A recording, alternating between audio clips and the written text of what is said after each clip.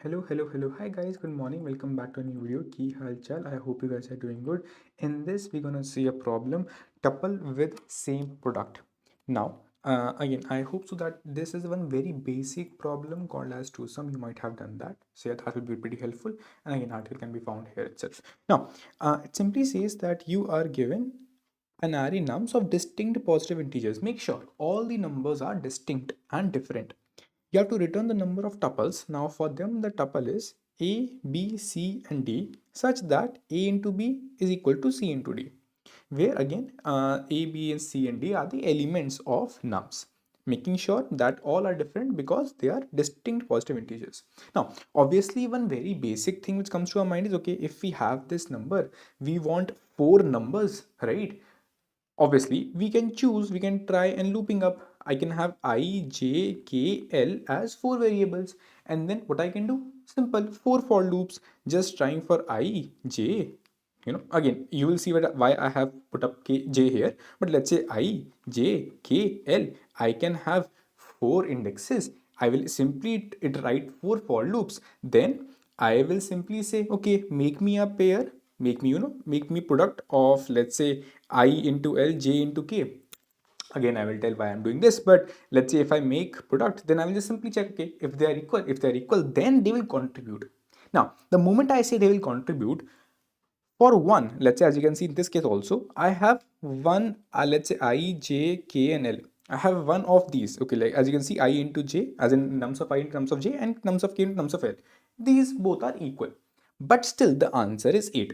Why? Because they are saying that number of tuples, for them, how the tuple is defined as, if you have found a into b equal to c into d, then it doesn't stop there. Firstly, this c into d can come left side and this a into b can come on the right side. So that's one very major difference, that okay, whatever is in the right can come in the left also. So c into d is on the left now. And let's say if one configuration is this, which means, okay, a into b is on the left and c into d is on the right, then this a into b can also be shuffled. So as you can see, it has two possibilities of shuffling, which means a into b or b into a.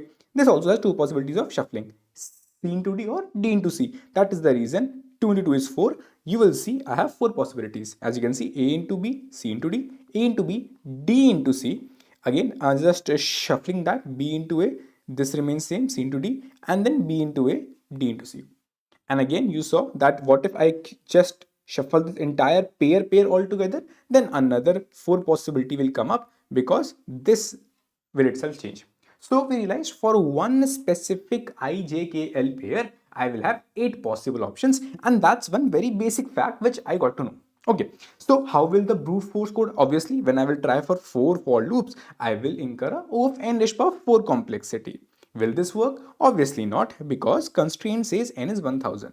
10 raised power 3, like my 10 raised power 3, 10 raised power 4, it's 12. It will never work. So, but still, let's see the code. Code is pretty straightforward. I will try for I, J, K, L pair. Now, as I told you, all numbers are distinct. As all numbers are distinct, obviously, if I sort these numbers, then it will be like this, right? It is smallest, it is largest.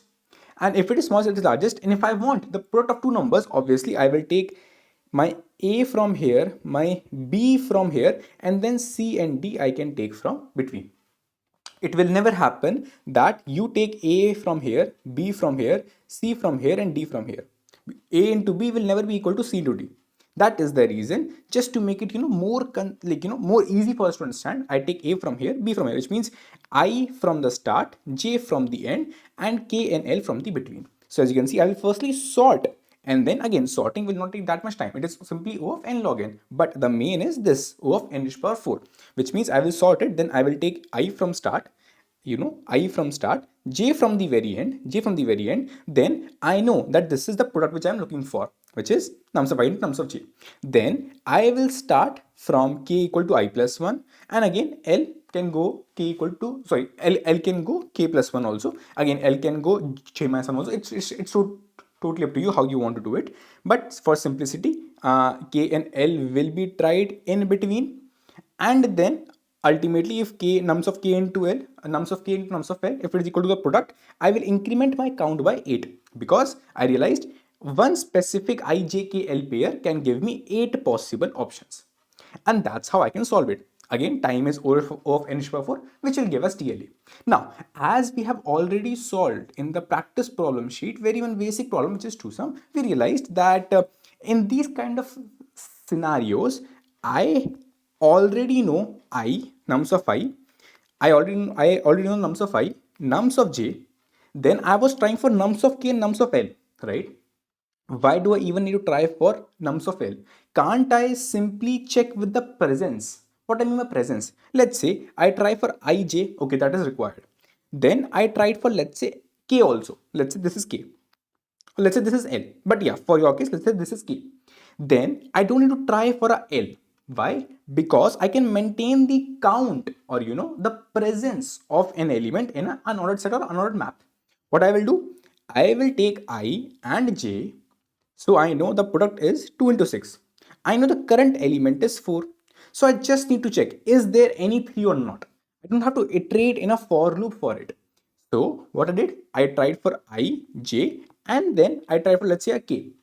While I am trying, I will keep on maintaining in an unordered map or unordered set. In our case, we will use an unordered set because the elements are distinct. So we can easily use an unordered set, or a hash set.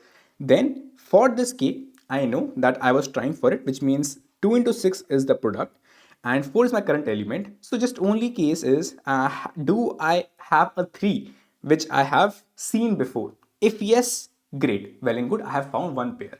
So the only code change here is, again, sorting will still be there. Again, I am trying for I from start and j from end. Again, I am checking the product. Only thing is, I'm also keeping a scene as an unordered set. You can keep a hash map also, totally up to you. In that, what I will do, again, I will try for a k. But now this time, I will check. Firstly, the product should be, obviously, this nums of k should be divisible by the product, right? Sorry, nums of k should divide the product. So product mod nums of k should be 0, because obviously I am saying product divided by nums of k. This will give me what should be the value of nums of l, right? And then I will check if that nums of l, which is this division itself, if it is already seen before, which means now I have got one such IJKL pair, and thus I should be good to go. And obviously I have seen this element, which is k, so make sure to put that in the scene array. Again, the same concept, how we can simply solve a two sum problem. Okay, have we seen this sum or before, sum or not? Now obviously you will see that it is trying for 3 for loops, thus it will be O of nq. And again, because this unordered set can at max store n elements in it, so space will be O of n. Will this work? Obviously not, because n is the gain, 10 to the power 3. If I do a cube, it will give you 1e9, which is very close. I have to actually work it under 1e8 or lesser, which means usually it is 1e7. So I have to figure out in that complexity, I have to make it work, which means that I have to again optimize it, either O of n square log n or maybe O of n square. Whenever I think of O of n square, which means rather than using 3 for loops, I have to bring it to 2 for loops. How can I think of that? I can think of it when I simply realize that, okay, 2 for loops, which means now they are trying to go and figure out something from the product. What I mean by that? I mean by that is, okay, obviously we're trying for I, j and k and l. But then you realized that just to find the product itself, which means, okay, let's say A into B is a product P, C into D is also a product P. So rather than finding A into B, C into D, all that, rather imagine that you're only finding A into B, which is product. So now our task became find the distinct number of products, or count of all the products which I have. So obviously, if I take back the first example, I will simply realize, okay, 1, 2. Okay, this is one product. 1, 4, another product. Right? 1, 5, another product. 1, 10, another product. So if I just write it, so 1, 2. So 2 as a product. So product value is 2. Again, I got one pair. I'm just simply maintaining the corresponding count. Again, why I simply thought of this, because I want to realize, or I want to know, or I realize that I have to solve it in O of n square. So I can only use 2 for loops, and with 2 for loops I realized I can only maintain a product value itself and the corresponding count. Now why I want count? Because I know that if I have the count of number of products, which let's say this value gives, so basically like for the product of 24, let's say I have a count of 3. So I have three such, let's say, pairs. Now, if I have three such pairs, ultimately I have two such places to fill, because one in the left, one in the right. I can, with that logic, choose to put up these products onto these places. So with that logic, I realized, okay, I can use products itself just so that I can bring my complexity in O of n square also. And also this will solve my answer because I only needed to maintain the product only. Okay, let's continue. 1, 4, okay, one product found. 5, another product found. Then 10, another product found. Okay, then continue. 4, 2, okay, 8, another product found. Then 10, okay, 10 I already had, which means, okay, 10, 2, increase the count by 2. Then again 20, okay, increase the count by 1. Then 20, count by 2. Then 10, sorry, 50, count. Now, what did you realize? The thing which we realized is that product of 10 is given by two people. And who are those two people? Again, obviously, these will never impact our answer. Why? Because this product of 2 is given by only one person. Only one person. And when I say one person, I mean one pair. Because if you remember, I found this product. This product is of two elements. So this was given by one pair, and one pair cannot give me a tuple. So I want 4, and 4 means two pairs I want. So I want at least 2. And what this 2 represents here, 10 was given by 110, okay, 110, and it was given by 52. 52. Now make sure these elements, there will be no common element in the tuple. That's one thing which you can easily think of because all elements are distinct. So if I have the same product P, then I cannot have same element. Let's say if I have a product P, so if it is A into B, I can never have a B here, because if I have a B here, I will need to have a A. If I have a A, which means it is counting twice same thing. So obviously for a P, if I want the same product, I need to have a C into D. If I have both elements are distinct, again obviously if one element is same, then obviously it will obviously be the same pair. Okay, if I come on back, now I realize that if I have these two pairs, now if you have two pairs for this product, your ultimate aim was giving the same product. So now you don't need this product value. You know this count, you know you have two pairs, simply place these two pairs onto this side. Okay, one pair will place on the left side, one on the right side.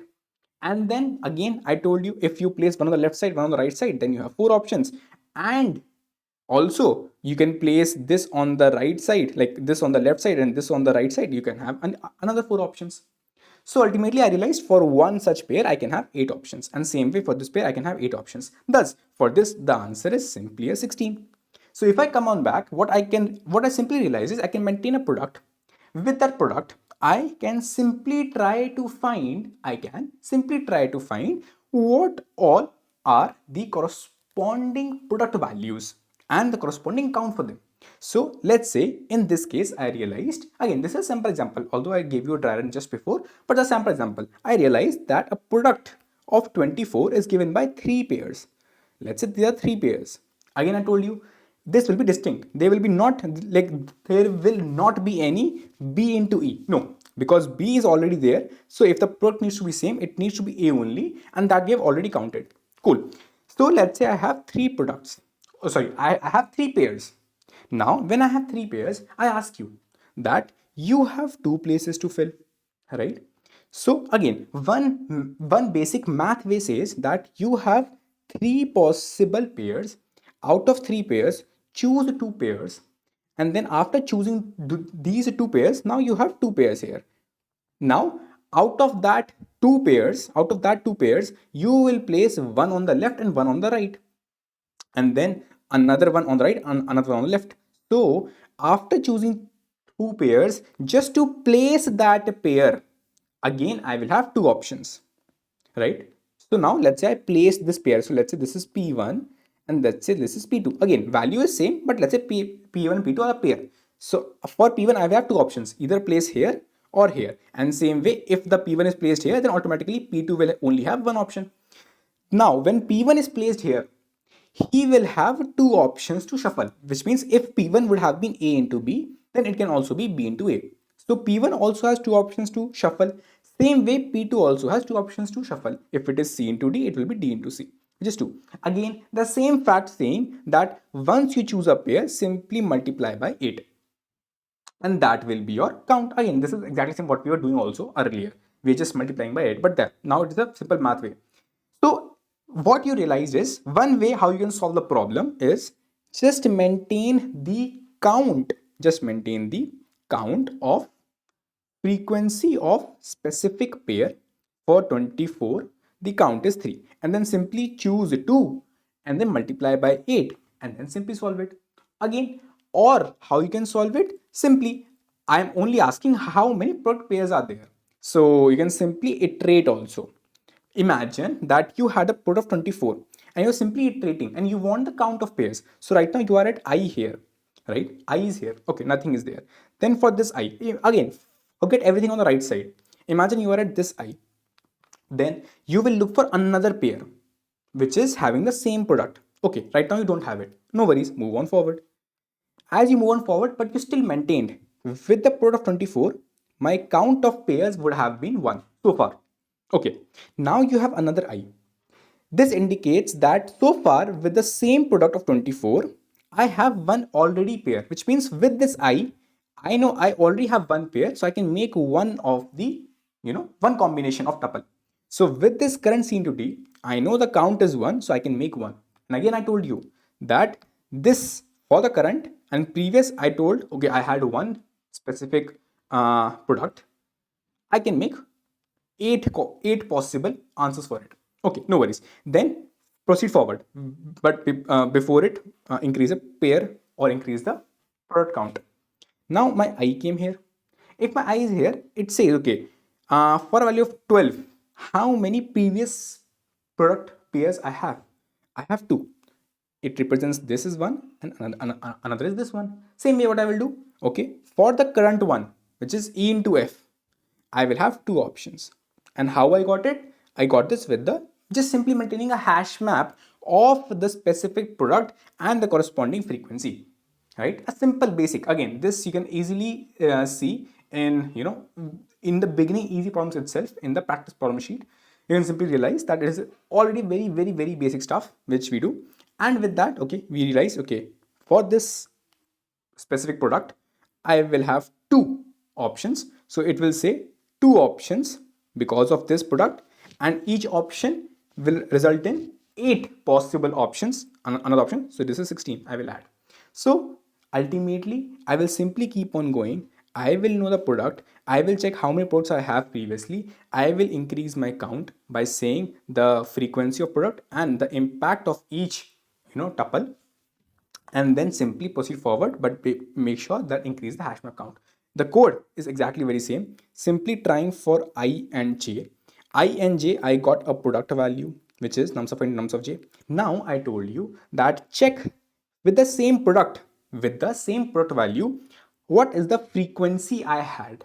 Whatever frequency you had, simply again, as you remembered, in this case the frequency was 2. So 2 is this, multiply by 8 because a tuple can ordered be in 8 ways, and simply add in the count. And make sure before you proceed forward with the next for loop that you have got one product and increase the corresponding frequency for it. So as I move on to the next index, I make sure that my product of 24 was increased by 1 because of this specific pair.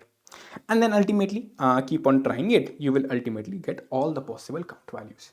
Because the time here is O of n square, thus it is O of n square, and because you are getting the product and that product can be all ij pairs product, thus it is also O of n square. Cool. I hope you guys got it. Again, I just tried to make sure that I discuss all the approaches from O of n raised to power, O of n raised to power 4 to O of n square, so that you know exactly what is happening and how can we build up.